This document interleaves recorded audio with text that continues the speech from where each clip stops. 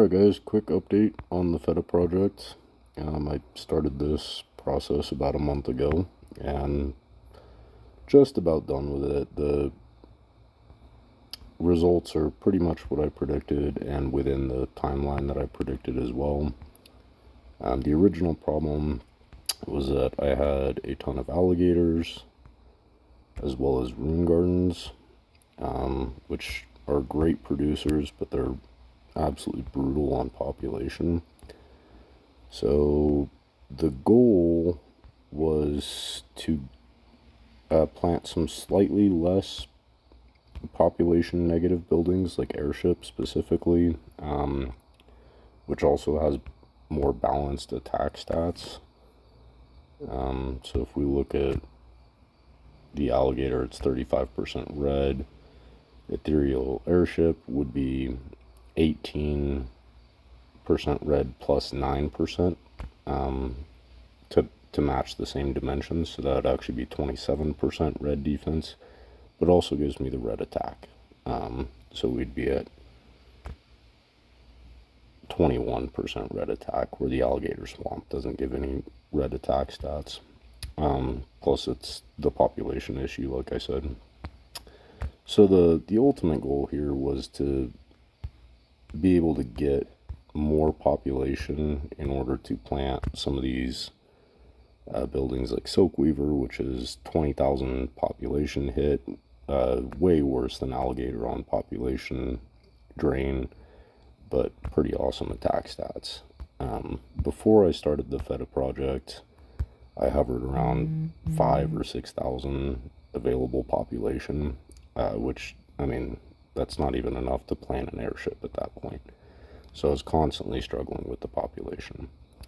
The primary purpose of the Feta project was to print as many Feta as I could, population neutral, to replace these alligators, population drain.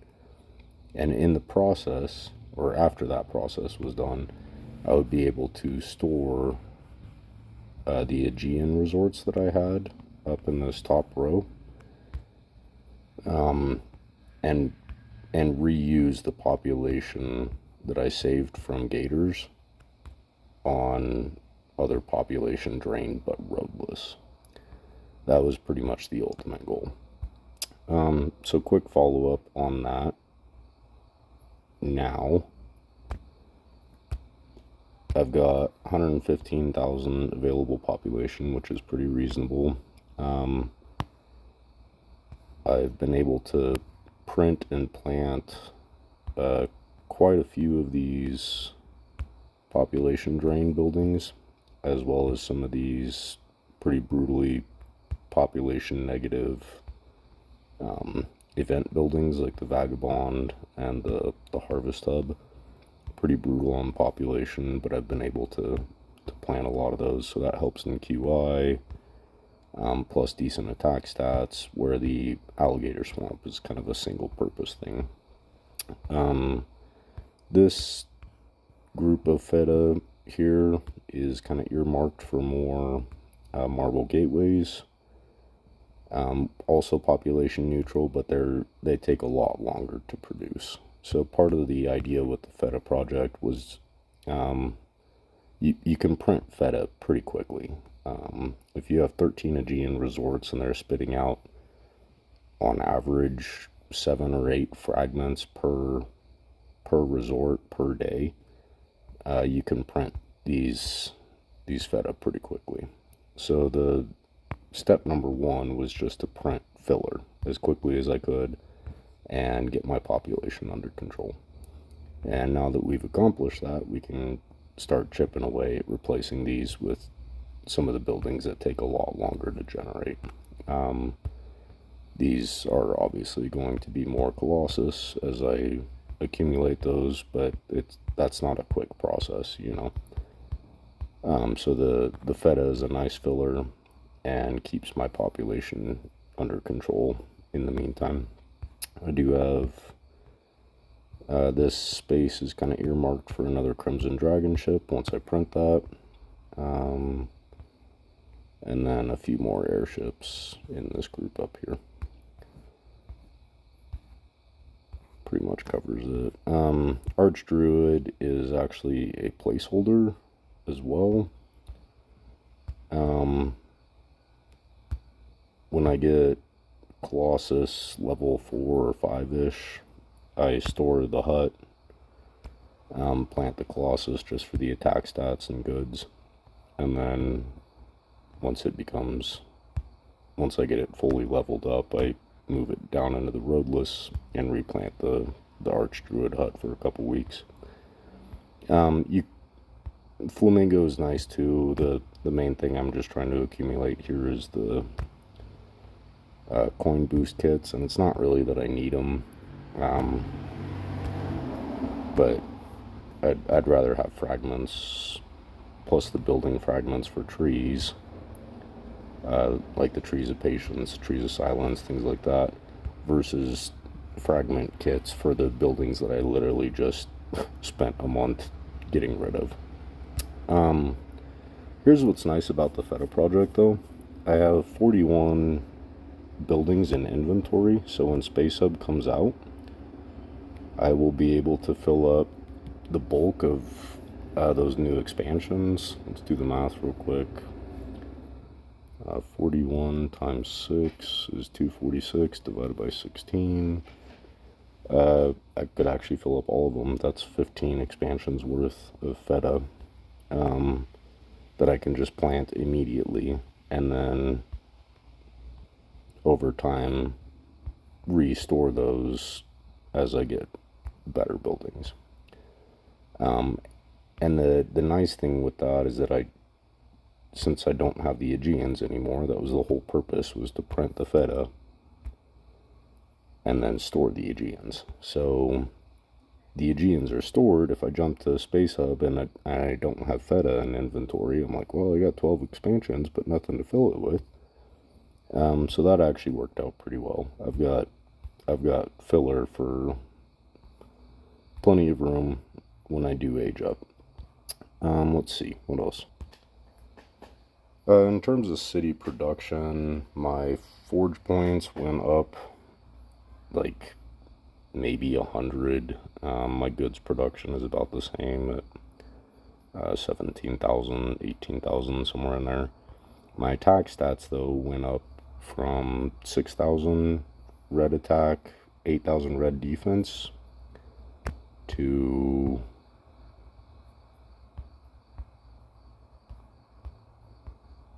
I guess I can't get into my town hall. I think it's about 94.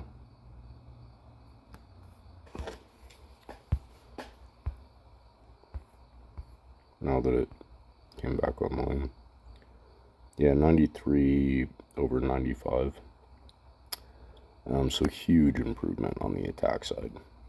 Forge points and goods stayed about the same, very slight increase, but nothing to write home about. But like I said, that was never the original goal. The original goal was to get my population under control and then increase attack with the population that I was saving. So if you think about it this way, I did not have a silk weaver. I didn't have a single one when I started the Feta project, if you look back on that original video.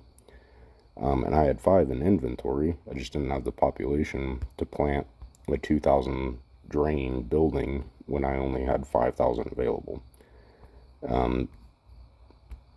Through the course of the Feta project, I've actually been able to plant 5 of those, as well as vagabonds. I have 2 more in inventory, and I'm just waiting for the start of next QI season to plant those. They're the ascended version. So those are kind of earmarked there. So I've been able to plant 12 vagabonds. Pretty serious population drain there. So overall, there was some redundancy, which I realized here and there. I was kind of looking at my store kit consumption rate, and I was like, yeah, I probably could have planned that a little bit better. But for the most part, I'm actually really happy with the results. Attack is definitely better now, and I did end up adding a few roads Some of the gators that I removed, I actually replaced with population positive as well. Some of these extra ships in here. So I did end up adding a few extra roads, more than I wanted or anticipated. Still worth the trade-off though. And that was kind of the redundancy. Like, store a gator, plant Feta, and then store Feta and plant the ship. I could have saved a couple kits there.